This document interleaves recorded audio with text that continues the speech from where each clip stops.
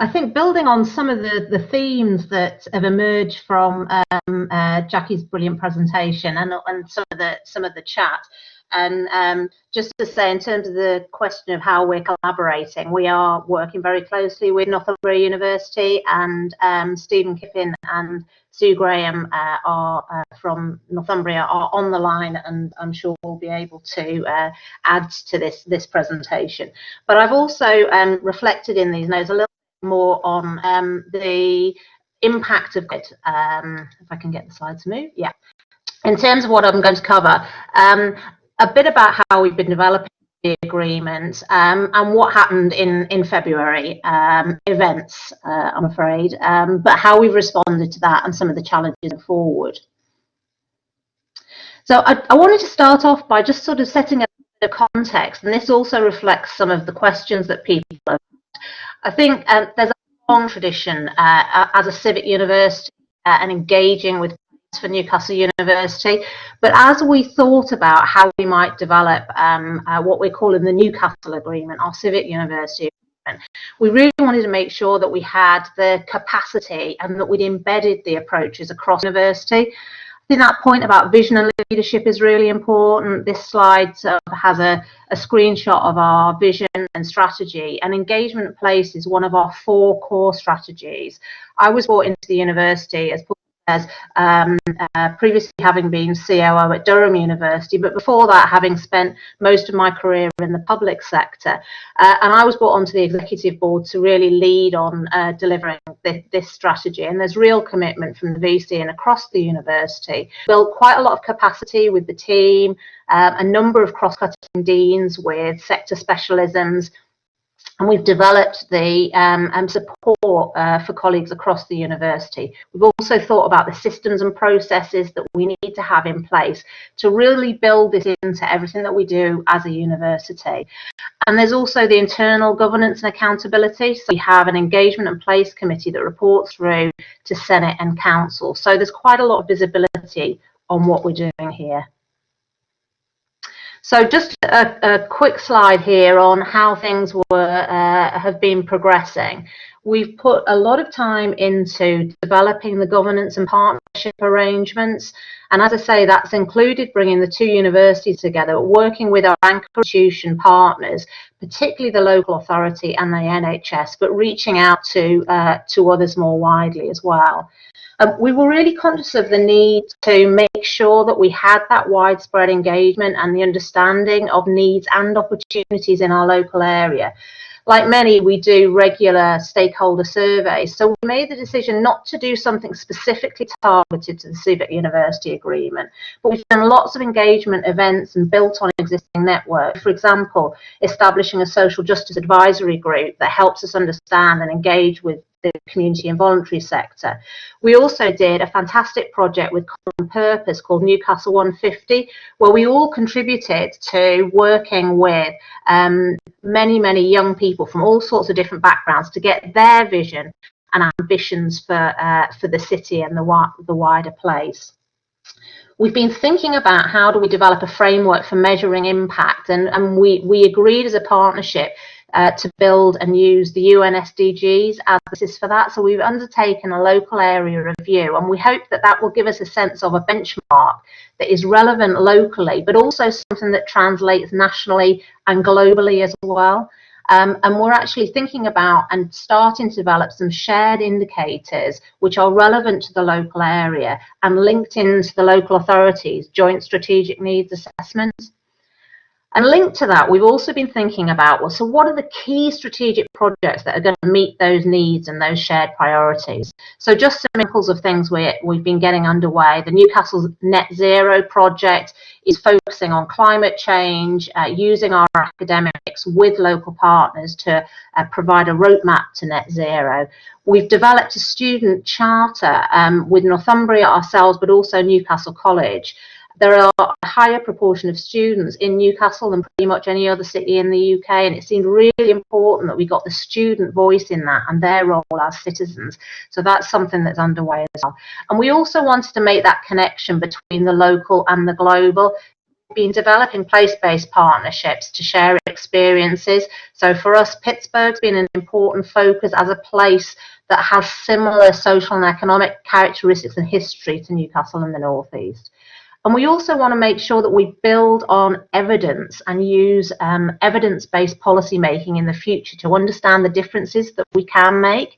And so we've completed a feasibility study, and we're looking at the establishment of a policy and evidence hub. So we were making great progress. And then events. February and COVID-19 hit, and we had to think a little bit differently. We were on track to launch our civic Newcastle agreement in the summer, but I think we felt that when COVID hit, we had to really recognise the fact that everybody had to turn their attention and capacity to dealing with the public health emergency that we were all facing, and indeed still are facing. I think what I would say, though, is that all the work that we've been doing, the capacity that I was talking about, the networks, the partnerships that we'd established, really meant that we were in a good position to respond rapidly and in a targeted way to that response. For example, cross-cutting deans meant that we had insights and links into the cultural sector, the community and voluntary sector, the business sector, to understand what the issues were and how we could work together in terms of that emergency response. We mobilised our partnership with the anchor institutions, and you can see some of our core partners down the right-hand side, really to do some rapid problem solving and addressing issues. So at a really practical level, dealing with accommodation for students, we were able to work together on that as two universities with the City Council and others. And we're looking at how we kind of start to think about those different phases, recognising that probably we're going to see that not in a linear way, but different approaches coming forward.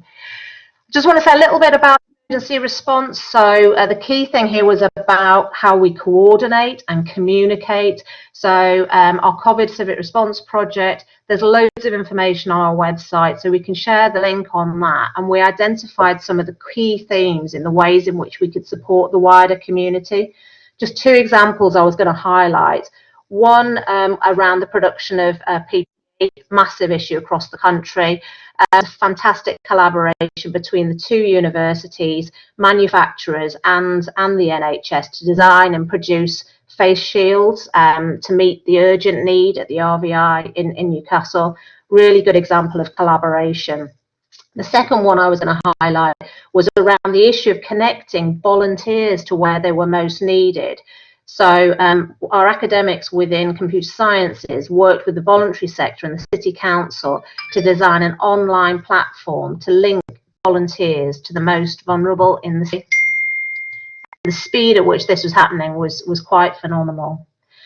We are obviously, as with many, starting to think about what recovery might look like, and renewal as well.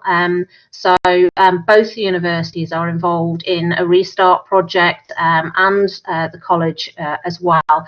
And we've been supporting the City Council as part of an early mentor for track and trace and restart. And so we've been inputting our expertise, but also that understanding of what it's going to take to get the universities opening again, students back in, staff in, research starting. That is a critical part of actually restarting the economy in the area. We're also thinking about what have we learned from this experience? What does it mean for the future vision? And I think as Alex and others were reflecting, we're actually thinking about the Newcastle Agreement through a COVID lens. What is needed to support the longer term economic, social and cultural recovery of the place, recognising that COVID is likely to exacerbate existing inequalities. So how do we really focus and make a difference there? And of course, we're linking this to the wider regional economic response. I represent the 4 universities on our economic response group, which includes the local enterprise partnership, business, the combined authorities. And as a sector, we are providing data and evidence and linking to see where innovation and research and our teaching and learning activities can respond to those place-based priorities. So I think in one respect, COVID-19 has had a massive impact on our Civic University agreement. Our plans for a lovely big public launch this summer have been put a little bit on hold while we reflect and make sure that we're really focusing on the things that will make a difference. But in reality, I think that the work that we have done with our partners and within the university has meant that we've had the relationships and the structures to respond quickly to what's been needed, but that we're also playing our part in helping to build what the future might look like. So whatever the uncertainties and challenges are ahead, and clearly there are many for the sector and society more widely, I think it's very clear in Newcastle that the civic role of the universities has never been more important. Thank you.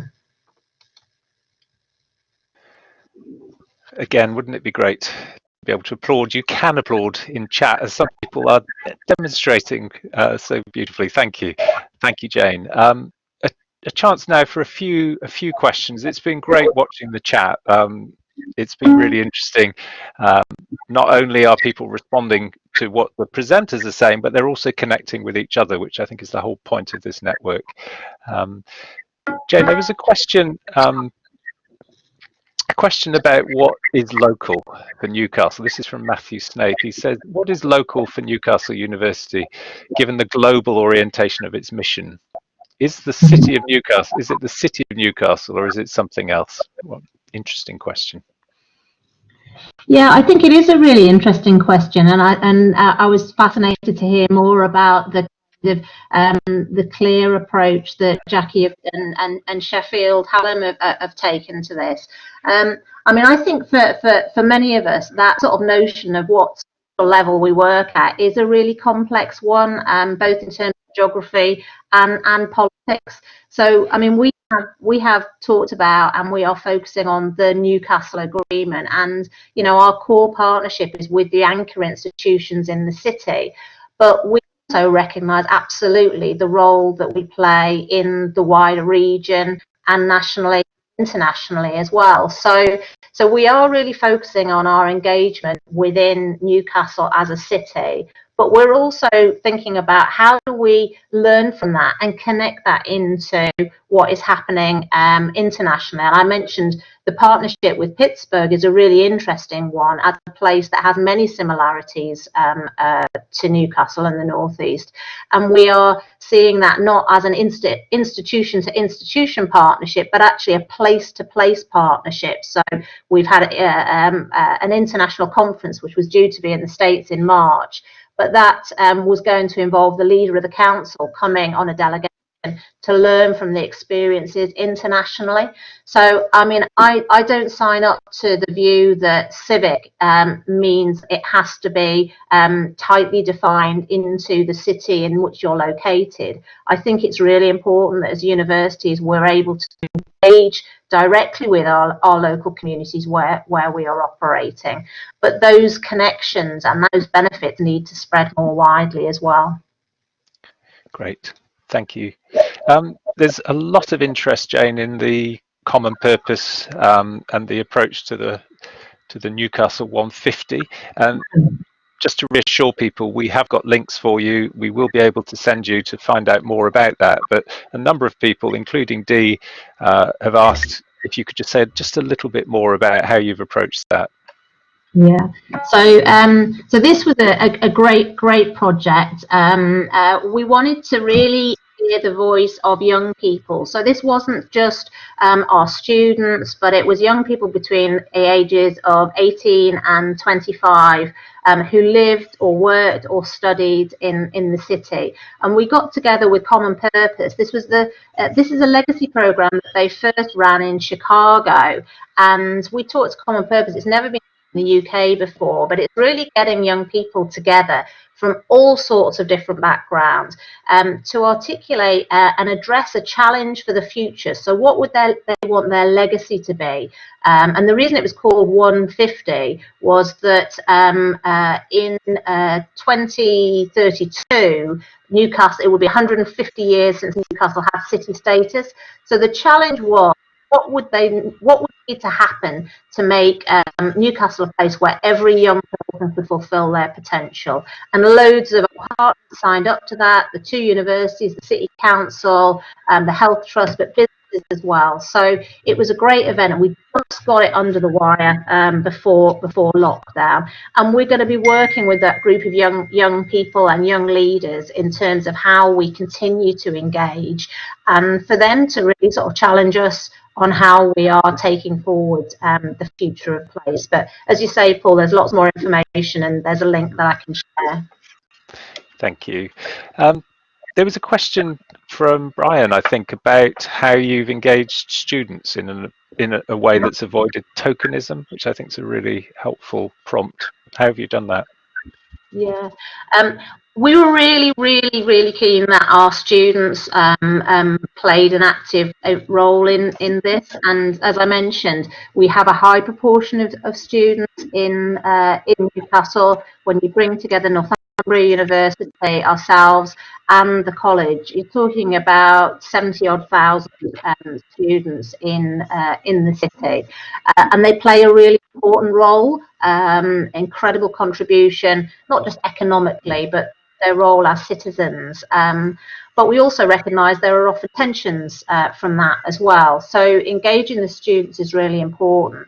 We had a forum called Students in Newcastle Forum, and through that we agreed that we would develop what we're calling a student charter, which is really led by the students in terms of understanding what was important to them, but also understanding what's important to the place. And that's something that we're still developing at the moment, but there are some key themes there which range from things like employability through to role of the students as citizens, through to really important practical issues like accommodation. And that's really been driven through the 2 students' unions from the university and the college. So we hope that we'll be in a position in the summer to formalise that agreement.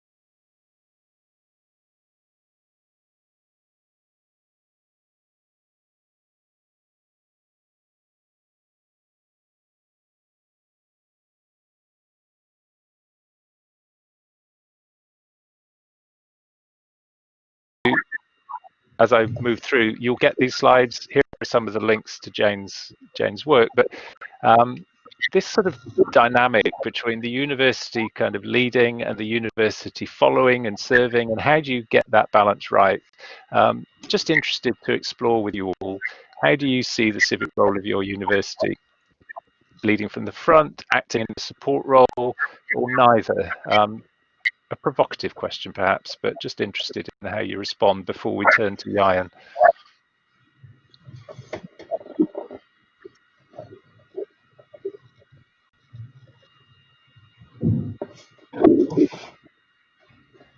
I've just noticed Alex's response in the chat. William, he says, we've had to be really clear throughout that our Universities for Nottingham civic agreement is about our partners telling us what they collectively want us to do. We need to stop unisplaining. No, that's a good new word I've learned today. Great. Couple more seconds for people. A really interesting balance, isn't it? Sort of split three ways on this one. Okay, well, maybe we'll come back to that a little later, but thank you very much for contributing that. I'm going to hand over now to Jan, who has been doing amazing work with colleagues at the University of Staffordshire. I've had the great pleasure of visiting several times and have learned a huge amount from the team there. Jan, over to you. Thank you very much, Paul, and good morning, colleagues. Like Jackie and Jane, I could talk for days, I think, and certainly it's tempting to get drawn to try and answer some of the questions, but I'm going to try and keep this very high level, just to really share how we're approaching the whole concept of being a civic university and how it's very timely that the civic agreement helps us to focus that work.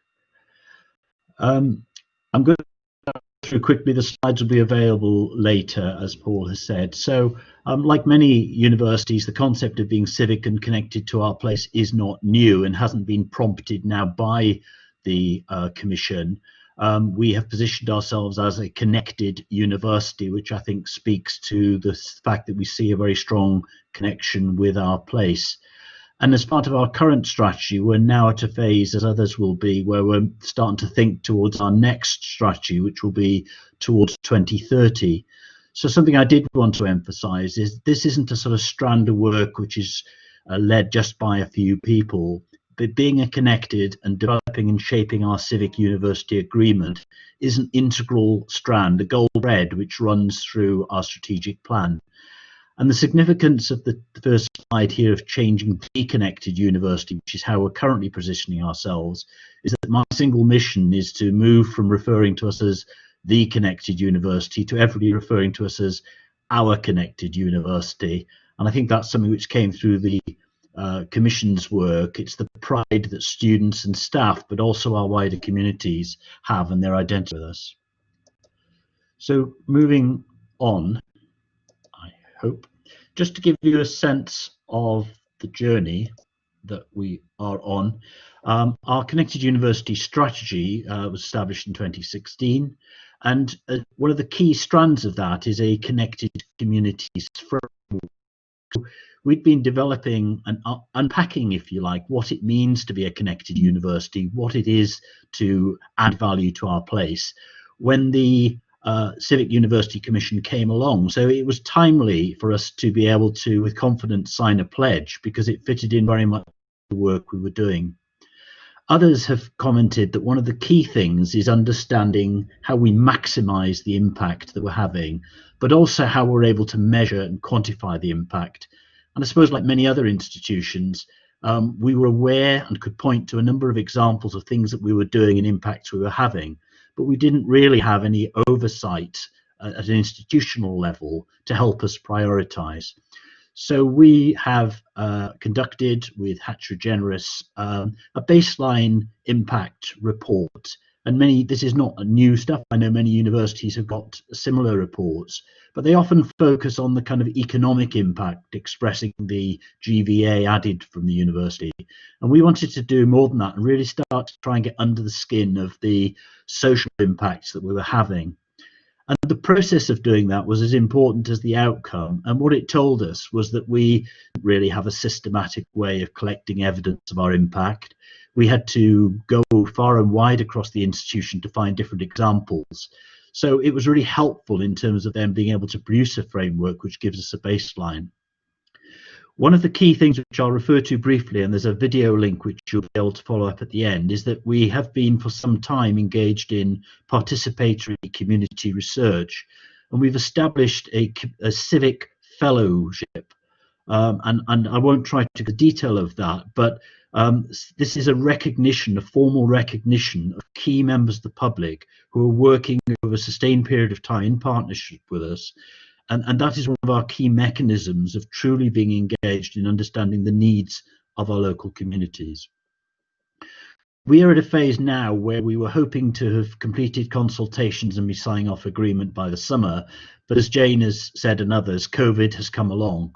I won't repeat the things that many of you will say about how we've responded to COVID, but I genuinely feel that what it's done is actually strengthen and reinforce the impacts and the positioning, test out the strength of our communication and partnerships as a civic university, which positions us well. So we'll be working towards civic agreement being signed off in the autumn, and that will be an integral part of our strategy as we move towards 2030. Our current strategy, as again, this will be similar for many of you, really puts students first. But it also, within our 3 strands of connecting communities and innovative and applied learning and talented people, refers to our university as being an intellectual hub for the communities that we serve. And therefore, our place-based civic role is absolutely central within our strategy. And what this means, therefore, is that this work is very live and active in terms of discussion with our Board of Governors, with executive, and it's owned really across the university rather than be something which a small group of people have been convened in order to lead. Something's happened to that slide, which has changed it a bit, so apologies for that. But what this was going to point to is the fact that it deals with the what is our region. And like Jane, I don't think it's particularly helpful to define tightly a geography in which we see our civic role. So the concentric circles represent the fact that our immediate focus is indeed Stoke-on-Trent and Staffordshire. We have campuses across the county, but we also have a London campus. We have connections, as all universities do, right across the UK, and we have over 13,000 students studying internationally. So our engagement is really with places. We have quantified our impact, particularly in terms of Stoke-on-Trent, but we absolutely, as Jane described, have got partnerships in the US and in Asia. See that as a key opportunity to leverage benefits for our place from our international connections in the same way as we can see similarities, for instance, with our link to the University of Alabama in the US. So apologies that that slide hasn't quite translated. Our Connected Communities framework puts at the centre our view as a connected university. Around that, we build the fact that as a university, the important element of that are its people. And Brian had asked about students. So our students are heavily involved both in our current civic work, but also in shaping how we can increase the impact of that. The next set of circles are really about the different kinds of activities that we engage with. And all of that is into our values and placing us as an intellectual hub.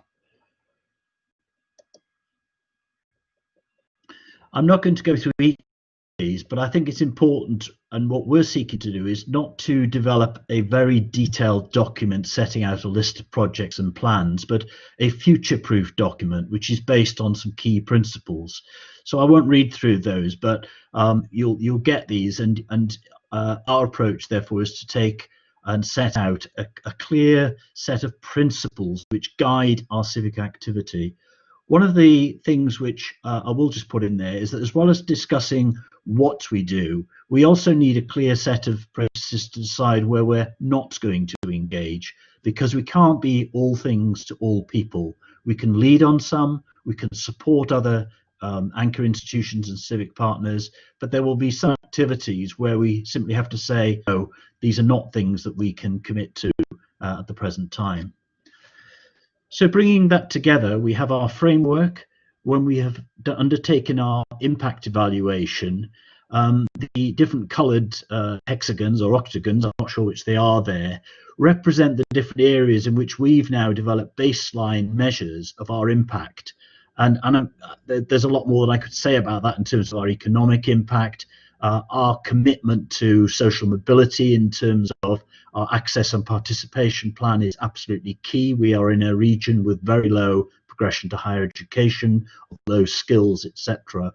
So what we have is bringing together a set of principles and processes with a clear evaluation framework which sets out metrics, where we are at the moment, and forms the basis for negotiation and discussion with our stakeholders as to where we believe we can add most value. I'm afraid some of these slides have become somewhat distorted. So I'm going to skip over one, and I know time is pressing. I'll just, on the final slide, refer to our civic fellows. I'm happy to provide more detail of these, but this is really about truly valuing the contributions of the public. And this is a process which, similar to the appointment of professorial appointments, we have a formal process now to recognise individuals who are undertaking work which really champions our civic mission and connects us in different ways.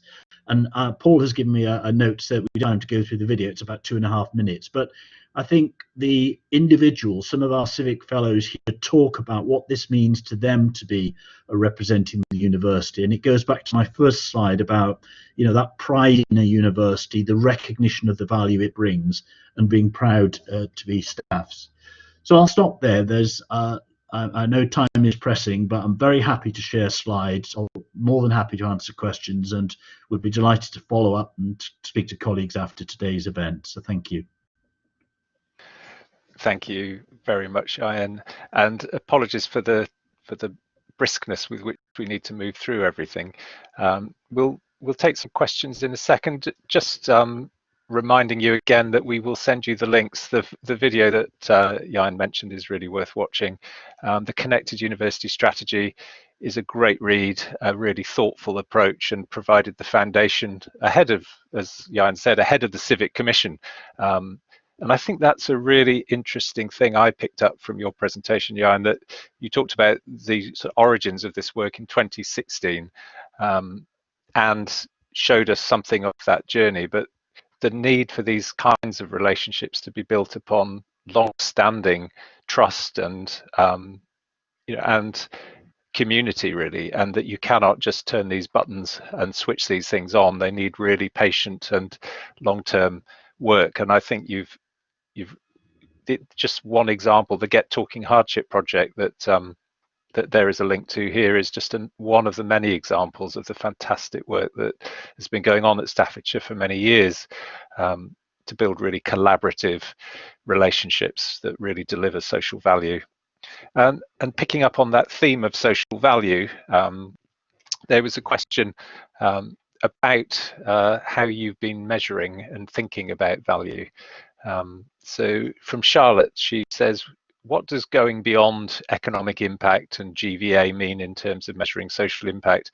Can you expand on, give examples of the baseline measurements you've referred to? And I'll hand that question to you but just before you respond, Jan, just to say again that we want to share resources and approaches, and at Staffordshire a lot of thinking has been going on around social impact and measuring social impact, and of course that relates to things that we're all worrying about in terms of the KE Concordat and the KEF and the HEBKE review, and this whole sense of how do we develop really meaningful indicators of the value of this work. And we feel that's a very productive theme for this network to go into in more depth. But just to put you on the spot, yeah, and anything you'd like to say to Charlotte about how you're approaching your baseline and how you're thinking about social impact and what you're drawing on to help you do that work well. Yes, thank you very much. The short answer is it's very difficult and very challenging. It's the question that everybody's working on. So the process of going through a baseline social and economic impact assessment included looking at many other universities and what they've done, how they're going about it. And to disappoint you but not surprise you, when it falls into two categories, I suppose, being very simplistic. There are numbers, and so we can all put numbers against certain financial impacts, and those are fairly traditional. When you start looking at impact, social impacts, you realize that whatever data you collect, that really you've got to start looking at qualitative data. So what we're looking at is how we can more systematically now develop case studies and how we can collect evidence which isn't just in the form of words, but also in terms of video, in terms of personal testimonies, but do that in a systematic way. So if you take the analogy, I suppose, of the REF, where you're looking at impact case studies alongside citations, etc., and everything. What we're starting to embark on is to look at ways in which we can gather evidence of the impact that we're having for our stakeholders, which goes beyond simply numbers. And I think the KEF leaves that open for individual institutions to start shaping that work in terms of how they do that. So we're not at the position where we have got clearly defined KPIs for each of those. It is still very much work in progress, but what we've been reassured on, I suppose, is that we're no further behind or no further ahead, or perhaps slightly further ahead in some cases than others. But the answer is really it's going to be a multiplicity of different forms of evidence that we're gathering as we engage with key stakeholders that will give us a more rounded picture of the impact that we can deliver. Great, thank you. Yes, that is a very difficult question. Just interesting seeing a comment from Julian from Manchester about what do we think about civic engagement in the light of continued government priorities to level up the economy and address skills gaps between London, the South East and the rest of the UK. I won't ask you to respond to that, Jan, because I don't think we've got time, but I think it is another of the strands that we feel this network really needs to help each other with, which is about the policy connectivity of this work and how what we're trying to achieve through the civic aligns with other kind of developments in policy, for instance, around place, around equity, around levelling up, etc. And Natalie, who's had to leave the session, but is heading up policy at Sheffield Hallam, is leading a work stream for the network around the policy connectivity of this and trying to make sense of the landscape and trying to position civic in the context of all these other really important developments. So that again is another thing that we want to talk to you about, to work with you on, so that we can really focus and be clear, I think, about the connections that this work has to other aspects of HE policy. So thank you very much, Jai. And we're moving into just the final 15 minutes of this workshop, and in a second I'm going to turn to Richard from UPP Foundation just to reflect a little from a funder perspective on what he wants to see with his colleagues who are funding the network, us to try and achieve together, really, before going back to Greg. But I also just want to say, if there's anyone who at the very end would like to just chip in with a few thoughts, it would be great to see one or two of you in person to just offer a reflection on today. So I'm just queuing you up in case you want to pluck up courage to speak. So thank you. I'll turn to Richard first. Richard. Thank you, Paul. And hello, everyone. It's brilliant to be here today for our first Civic University Network event, and great to get this off the ground. When we developed the idea of establishing the network, this wasn't quite what I had in mind for a first event, but given the situation we're in, it's great that everybody could get together today via Blackboard in a virtual, truly civic community, and great to hear the presentations earlier, obviously. I do miss meeting people though, and I'm not sure about you guys, so I'm very much hoping that Greg and the team will be putting together a real launch with the accompanying cheap wine and dodgy canapes when the time is right, hopefully not too far in the future. Anyway, for those of you who don't know who we are, I'm sure most of you do, but UPP Foundation was set up in 2016 by a student accommodation provider, University Partnerships Programme. We're an independent charity in our own right, a corporate foundation. We provide grants to universities and charities to run pilot projects, and we've invested about just over £1 million in the last few years on 30 pilot projects. And we do some public policy work too, for major themes, the Civic University being one of them, and obviously the Civic University Commission being our most significant piece of public policy to date. And just to go back to 2018 when we ran the commission, it was really set up as a response to issues around place, such as inequalities between and within regions, which have been more prominent in our national debate since the financial crisis, the resulting austerity and the Brexit referendum. And as you all know, the Commission looked at the role that we play in our local communities. It reimagined the civic role for the 21st century, and it attempted to help our sector think about its impact across all aspects of the university, to the economic and cultural well-being of disadvantaged places. And picking up on the three presentations today, I think it's quite striking, both in terms of the comprehensive nature that all three universities are put in place in terms of evidence gathering, engaging the public and their partners, and how critical the development of those relationships have been to strengthening capacity building in response to the crisis over the last few weeks and months. So as we all know, universities have obviously got a proud and distinguished history of being civic. But if you let me just say what I'm most proud about in terms of the Commission and its aftermath, being the way that it has helped galvanise a sector-wide movement for really prioritising the civic role across all types of universities located in all parts of the UK. And I just really wanted to say that it's of course true that government policy, incentives and funding can help or hinder your local and regional impacts. And as Paul has mentioned, there'll be a big work stream on policy for the network. And the Commission indeed made several recommendations on that. But ultimately, I think the most powerful and important actors in this are you, your institutions, your staff, students and the communities you serve. The emphasis of this is really that it's a sector and community-led movement, not some government top-down initiative. And consequences of COVID becoming clearer by the day, this sector-led, this community-led movement has never been more important. Having 60 universities pledging to develop a CUA, and many others making the civic priority a real priority for their institution is a fantastic outcome. Now, from a funder's perspective, and we're part of a coalition of funders ourselves, the Department for Education, the Arts Council England, and Carnegie UK Trust, who've all come together to help fund and seed fund the network in its first year or so. There were three really big roles that we wanted the network to play when we launched the competition to host it.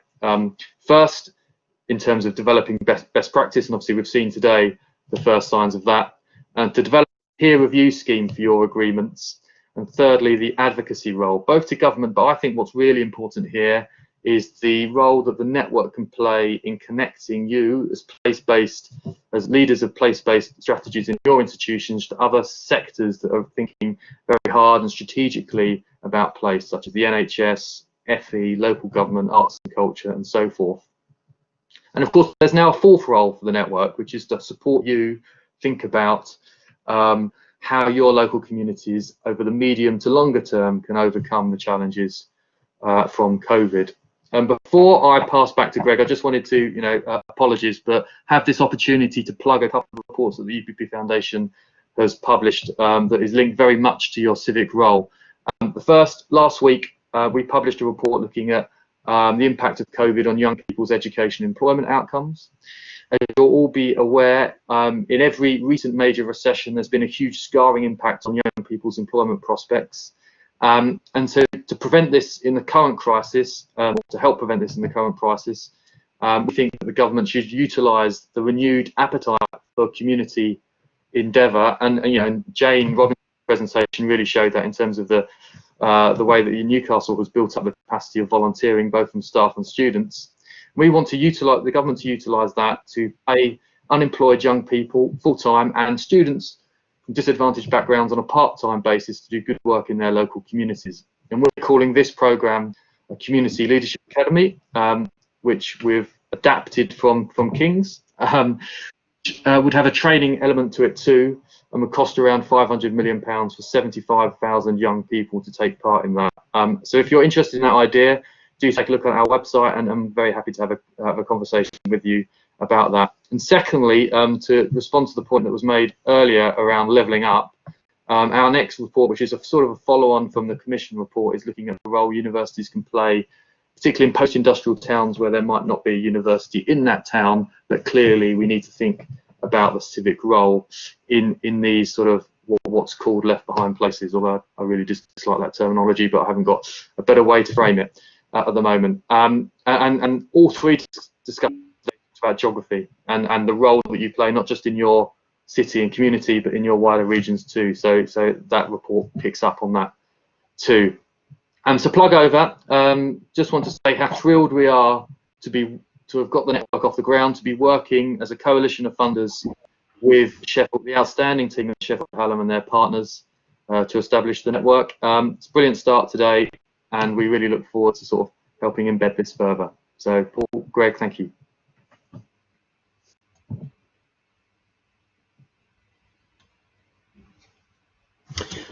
Thanks very much, Richard, for that.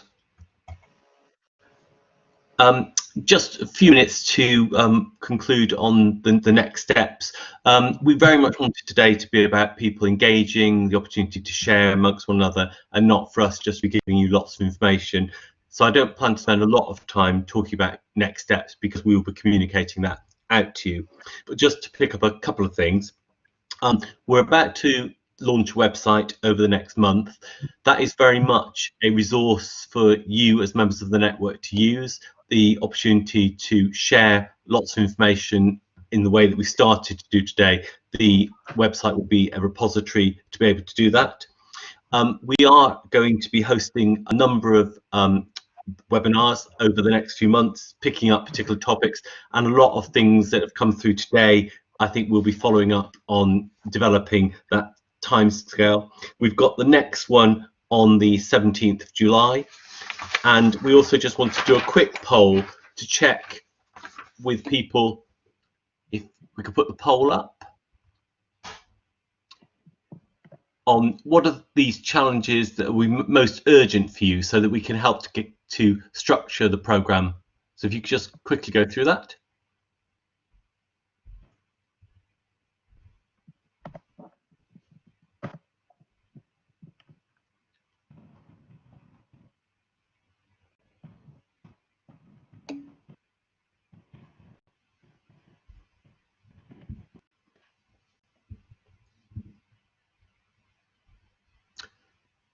That's great. Thanks very much, everyone. We'll feed that into our thinking. But as I say, the main thing that we want to get across today is this is your network, and I think we've already demonstrated the huge benefit of sharing time together, and lots of exchanges have already happened today. We want to very much build on that. We want to do a bit of a survey coming out to you to find out in a bit more detail what would an excellent network look like from your perspective, and how do we go about developing that.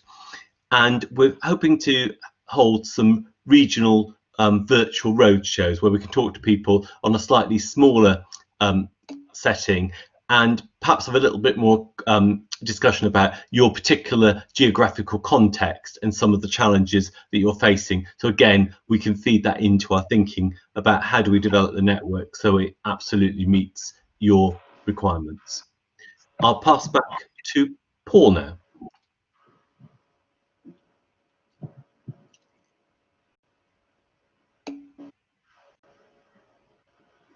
Greg, this is Debbie. I think Paul's having a problem with his microphone.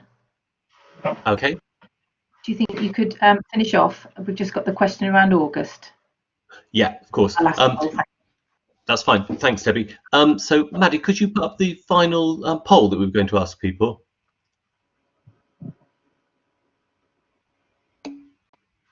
So, we recognise that this is a slightly unusual time, and that we wouldn't normally be suggesting having events in August, but we thought, given the COVID position, and obviously our summer holidays are going to be very different from usual, we would just like to get a sense from people as to whether it would be worth doing something in August or not.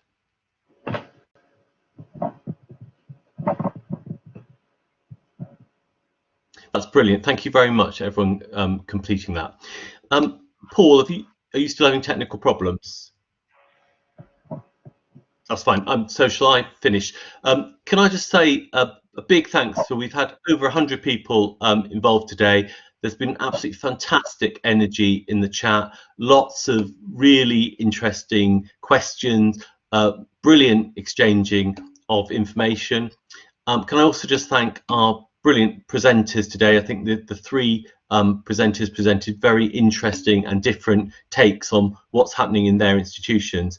And can I also thank Paul for doing a fantastic job of facilitating the session this morning. And as I say, we will be in touch shortly to give you more information on the next steps. So thanks very much, everyone, and enjoy your weekend.